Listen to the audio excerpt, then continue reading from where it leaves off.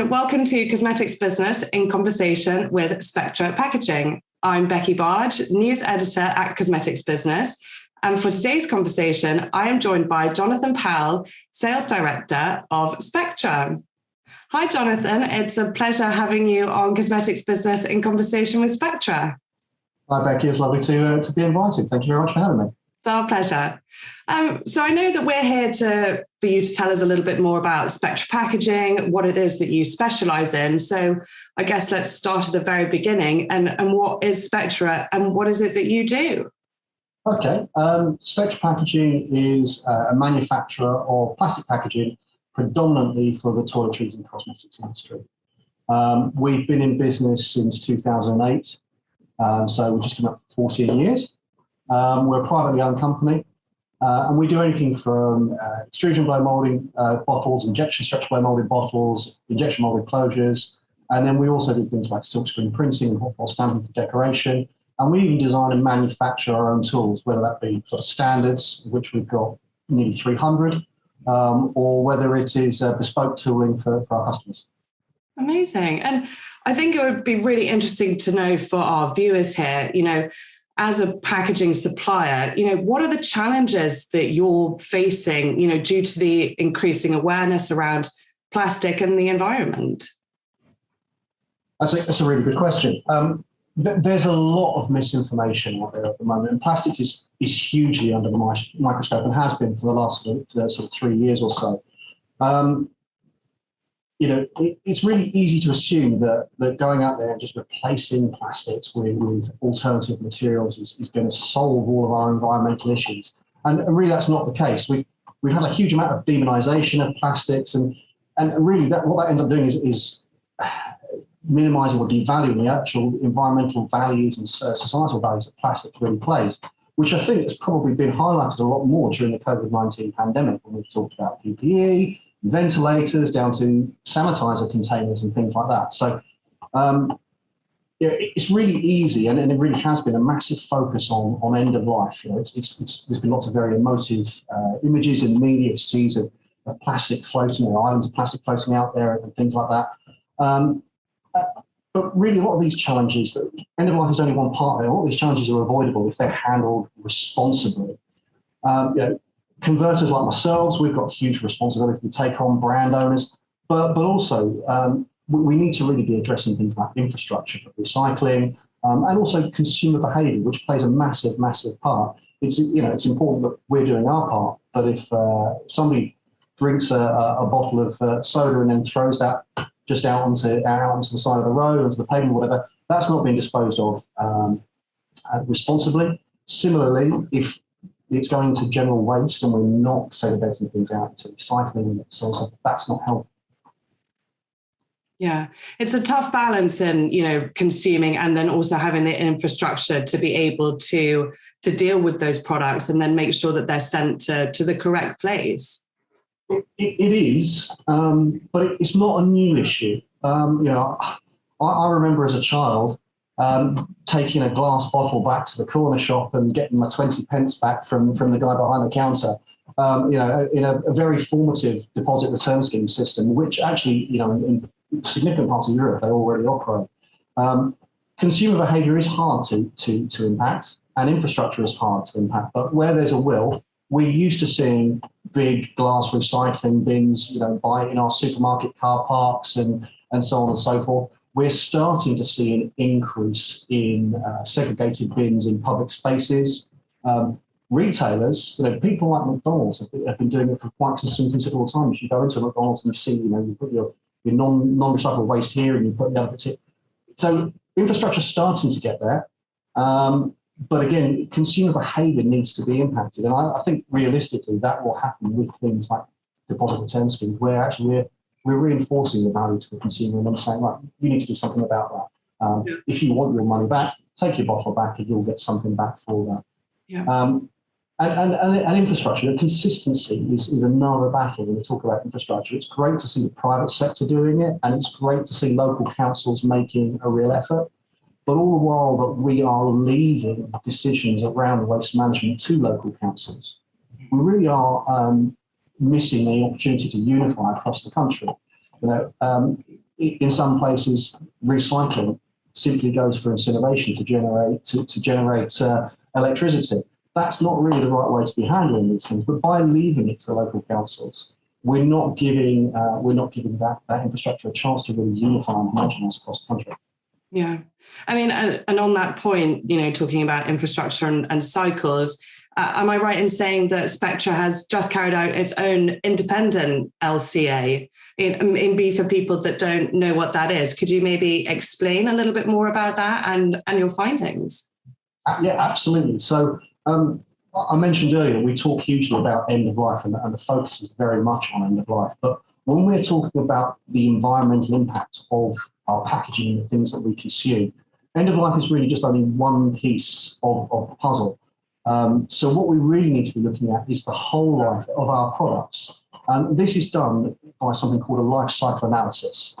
And a life cycle analysis looks across 6 key stages of our products, from ingredients and raw material supply, whether that be for the polymers or the glass or whatever it's going to be, but including as well the things that actually go into our products, so things that make up our shampoos and so on and so forth. So it takes up the whole thing. The packaging manufacture, the manufacturing of the products themselves and the filling of those, distribution, the storage of those things, then the consumer usage, and then finally the end of life and how these things are disposed of. So it's 6 key stages of the whole life cycle. And then those are measured across 5 levers. So you're looking at greenhouse gas emissions, we're looking at non-renewable energy, we're looking at freshwater consumption, land usage, and then the impact on the ecosphere of these products. So that's what an LCA does. We've had one commissioned. It's by an independent company, a company called Medulla. So they come in and they look at our business, and what we've tasked them to do is to take an identical product made out of HDPE through an extrusion blow molding process, a PET container made from an injection stretch blow molding process, a glass container, and an aluminium container. And what we've done is we've set these as a level playing field. So we've said we've used 30% recycler in the HDPE and PET containers, which is in line with the upcoming government mandate around plastic packaging taxes. And then we've used, based on the current recycling rates of glass and aluminium, I think 60% glass and 70% aluminium. So we've incorporated recycled materials in those, and we've looked at the overall life cycle impact of taking a 300 ml container in any of these formats, shipping it to the same direction, to the same place, filling it with the same product, moving it around and seeing the same consumer use. And doing that, we've then had that independently assessed. The only area where there's any differences, we've had obviously with the HDPE and PET, we've specifically looked at our supply chain as a business, and some of the differences that we have as a company, and some of the things that we've done as a business as well to try and improve our carbon footprint and our environmental credentials. So we've taken that process, we've taken these 4 identical components, and we've done the same thing with them, and we've had a look at that. And the results are really interesting.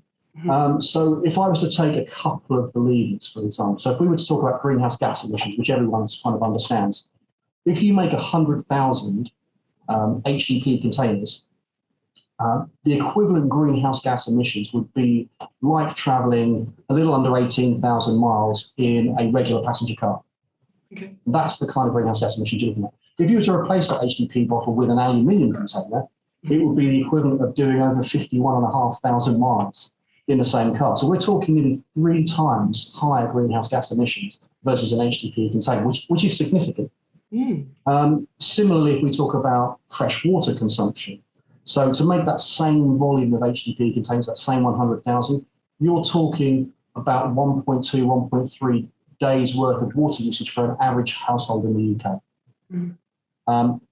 To make the same number of containers in aluminium, you're talking nearly 10 days worth of household water usage. So you're talking over 7.5 times the amount of water usage to make those same number of containers. That to me is really interesting. So what we've done, we've had this done. It's available on our website. Anyone can come and look at it. As I say, it is independent. The full breakdown of the specification of the products are available there for anyone to see, as are all the findings broken down by all the stages and all the levers, as well as a summary. But if we were to sort of set a baseline, HDPE came out by far the best environmentally, with PET following it, followed by glass, followed by aluminium. But if we were to talk about the overall environmental impact and set HDPE as the baseline, PET has a 44% higher environmental impact than HDPE over the whole life cycle of the product, compared to glass, which has a 274% higher environmental impact to HDPE, and aluminium, which goes as high as 316%. So you start to see why when we talk about life cycle analysis, it's really, really important that we don't just focus, as we are at the moment, on this end of life problem. It's an important problem and we must address it. Recycling rates for plastics are around 40%, but on bottles are actually around 59%. Whereas when we go into glass and aluminium, we're at 65 to 75% sort of range. So it's important that we work on that to try and improve that. But it's really important we look at that wider picture as well. And that's why we've gone to this stage.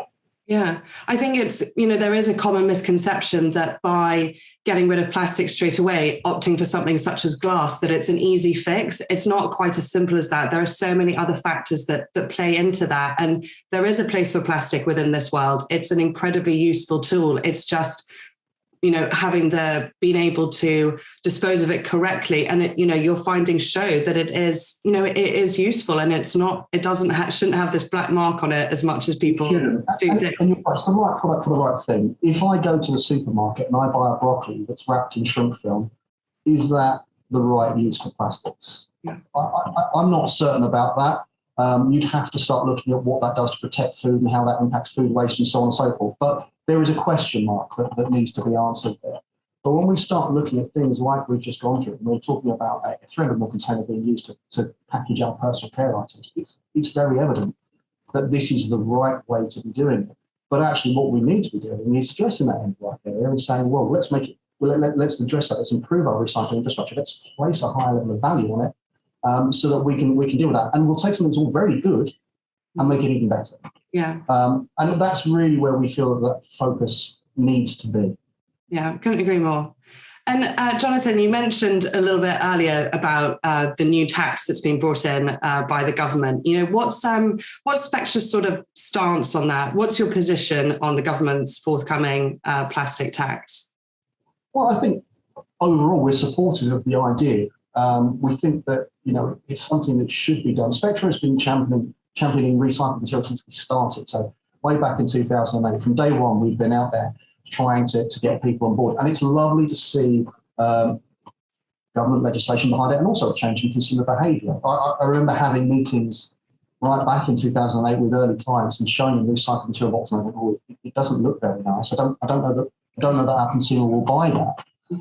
And those brands that were adopting it were almost a bit maverick by doing so. And it's really lovely to see the consumer behaviour is changing, consumers are more accepting, and to see the government trying to push that forward. So overall, we're supportive of it.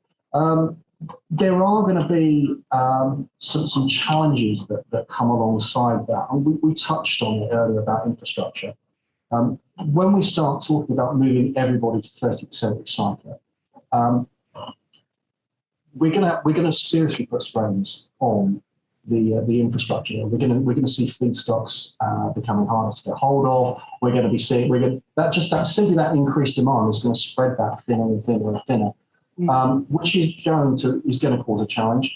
But in order to see improvement, it's always demand before supply, isn't it? So in order to see improvement in infrastructure and to see that investment take place, then there needs to be that increased demand. And if this legislation helps that, then I think it can only be a good thing. The interesting thing will be to see what happens with that tax. And is that tax ring-fenced and put aside for improving those infrastructures and ensuring that we manage our waste better? Or does that money go into the general treasury pot and is used in other areas? But I think, it is important. But as I said, the other thing is it doesn't address, I mentioned earlier, it's that consumer behaviour. We hope that the demand will drive improvement in infrastructure as businesses invest, but we also need to see that that improved consumer behaviour. And until people really start to place value on plastics, that's going. We're only addressing one part of it, and this is where I think maybe things like deposit return schemes that we see in Scandinavia, very successfully adopted, is something that we ought to be considering over here. Yeah, that's a really interesting point, and let's hope that that tax does eventually go into building better infrastructure.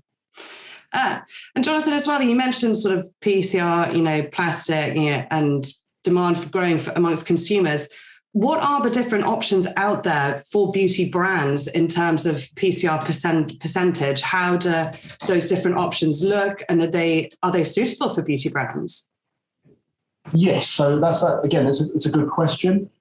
As a business, we operate on 3 standard levels. We operate 30%, 50%, and 100%. So if somebody wants 100% recycled material in their bottle, they can have it. Although I do have to stress that we don't know what's going to happen with supply, and if demand does exceed supply, then those 100% might be facing a little bit more of a challenge. But at present, we are very comfortable doing up to 100%. In terms of beauty brands, it's a very viable option, and we do regularly supply in those levels. There does need to be an understanding from those brands, and then obviously eventually the consumer, that there are colour variations that come alongside those based on feedstocks. If we think that HDPE predominantly comes from milk bottles, the vast majority of milk that's sold in this country is semi-skimmed, but there's an awful lot of full fat and an awful lot of skimmed. And when we're selling that, there are contaminants that come alongside that, little bits of cap and little bits of label and those kinds of things that come in there and affect that colour. Historically, the colour tolerance has been quite wide on recycled materials, and that has never really changed. In the last 10 years, we have seen manufacturers use less of the tolerance, if that makes sense. If we set a very wide tolerance out here, we've been seeing them coming closer and closer and closer, but the tolerance hasn't changed. As we're seeing demand increase and the need to widen their search for feedstocks, we're seeing that tolerance move out a little bit. So I think for beauty brands, it's fine to do whatever they really want, whatever they feel they can communicate effectively to their consumer and get buy-in from the consumer. They just need to be understanding that we are going to see those variations. They probably are going to widen a little bit in the short to mid-term as infrastructure catches up with demand. And then I think we will then eventually see them tighten back down again. The good news is, I mentioned earlier, the consumer historically wasn't particularly bought in.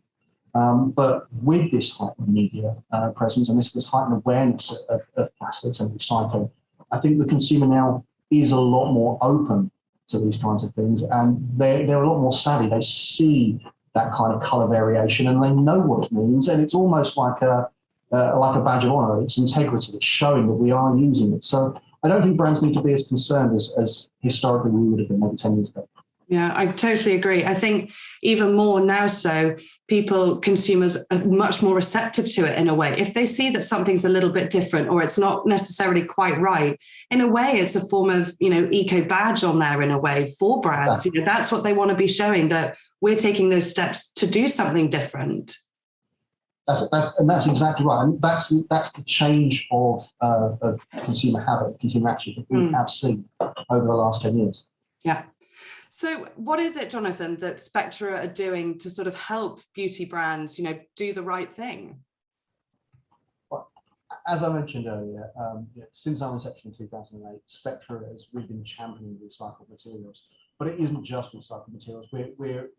We think it's really important as a responsible manufacturer that we're doing everything we can to minimise our environmental impact. So when we built the factory we're in now in 2011, we used a huge amount of recycled materials going into the factory itself.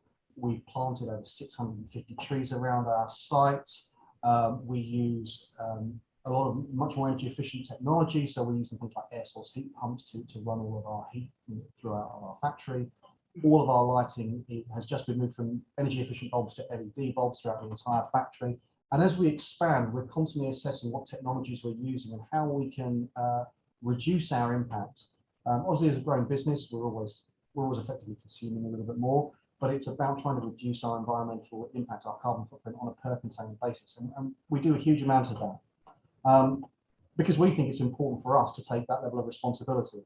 So moving on from there, back in 2018, we introduced our PCR 10 initiative, which saw us introduce 10% recycler as standard to any of our blow molded containers, whether that's HDPE or PET.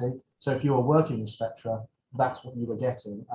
And you needed to opt out if that's something that you didn't want or ask to increase. Now, last year, we replaced that with our PCR 30 initiative. So now as a default position, if you work with Spectra, you then get 30% recycler as standard. And again, you have that opportunity to opt out or to increase to 50% or 100%, but that's your choice. But the onus, we've taken that onus upon ourselves to say, well, actually, this is the right way to behave. This is how we want to operate as a business. We feel that this is ethical, this is important. So we're not going to ask our customers, whether they're manufacturers or brand owners or whatever, to make that decision. We're going to make that decision for them. And then if they don't want to do it that way, or they've got a better way or a different way of approaching it, then we're very open to that as well. So that's really been how we're approaching it. And that, from day one, really, wherever we can, it's been about, okay, how can we take some of that on board ourselves, rather than the sort of more conventional, well, you can have this or you can have this, but it's up to you. That's down to you. We're very much, no, actually, we need to take some responsibility. Yeah, and that'll be hugely, a benefit for brands, something less that they necessarily have to think about. There's a lot going on there. If that can be sort of taken out of their worries and, put on by you, I think that's a great way to help each other. It's just great. It's important. I think businesses need to take responsibility for their own practices. And we are a manufacturer. We are going to be consuming energy. We are going to be making plastic components. But it's really important that we take some responsibility rather than just leaving it to other people and saying, well, it's not really our problem. It absolutely is our problem. Similarly, this year we moved all of our energy to clean energy supply, so we're getting all of our electricity now being sourced renewably and sustainably. So it's things like that we just think are important. But also greatly going full circle, these things are also then reflected in our LCO, which then helps when we're talking about how it's not just about plastics, but it's about Spectra made plastics. Yeah, exactly. And I mean, on that topic of working with Spectra, what's the best way for a prospective, company to get in touch with you? How can they work with you? Well, I'm very old-fashioned, so I still love a telephone. I like to talk to people. Yeah. So you can get hold of us. Our number is 01986 834 190, and that will get you through to our customer services team. But we do have a fantastic website as well, which is www.spectra-packaging.co.uk, which will take you through all of the products and services that we operate. There's some really useful tools on there that show you how you can take standard packaging and make it more than the sum of its parts, for if you're a brand owner looking to do something like that, or how we can take you on that more bespoke journey if that's something that it's important to you. But then also the things that we've been talking about today. We have a great section called My Spectra where our customers can sign up. They get their own private login area, and they get instant access to a huge range of really useful documents, including the LCA, things to help them understand it, things we do on biopolymers, a lot of information about our social responsibility campaigns. They can also request samples through our website. They can flag pages of interest to then share with colleagues and so on and so forth. So, and that's a really powerful tool if people are able to take advantage of it. Yeah, that's brilliant. Well, Jonathan, thank you ever so much. It sounds like you have a really exciting 2022 ahead of you. And yeah, thank you again for joining me for this conversation. It's been an absolute pleasure. Thank you very much, Becky, for the invite. It's been lovely to meet you and have this conversation. It's been wonderful. Thank you. Thank you. And that was Cosmetics Business in conversation with Spectra Packaging. And if any of our viewers would like to discover more interviews with companies like Spectra from across the beauty industry, head to our YouTube channel and hit subscribe, or visit cosmeticsbusiness.com.